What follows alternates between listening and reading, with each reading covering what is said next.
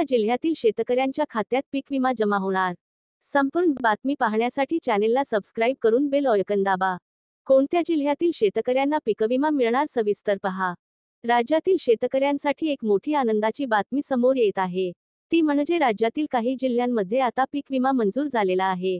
हा पीक विमा डायरेक्ट काही शेतकऱ्यांच्या खात्यात देखील जमा झालेला आहे. आता कोणत्या जिल्ह्यात जमा झालेला आहे आपण सविस्तर पाहणार आहोत. तत्पूर्वी या व्हिडिओला जास्तीत जास्त लाईक व शेअर करा. राज्यात खरीप हंगाम 2024 मधील पीक नुकसान भरपाईपोटी 22 जिल्ह्यातील शेतकऱ्यांना 2308 कोटी रुपये वाटप करण्यात येणार आहेत. यामध्ये मराठवाड्यातील जिल्ह्यांना सर्वाधिक नुकसान भरपाई मिळणार आहे.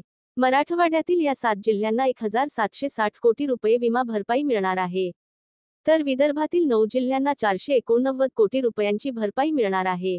या तुलनेत मध्य महाराष्ट्रातील जिल्ह्यांना कमी भरपाई मिळणार असल्याचे समोर आले. पुणे जिल्हा स्थानिक नैसर्गिक आपत्तीकरिता तब्बल 2,89,00,000 रुपये मिळणार आहेत. सोलापूर जिल्हा पीक कापणी प्रयोगकरिता 95 लाख रुपये देण्यात येणार आहे. सांगली जिल्हा स्थानिक नैसर्गिक आपत्तीकरिता 2,78,00,000 रुपये देण्यात येणार आहे.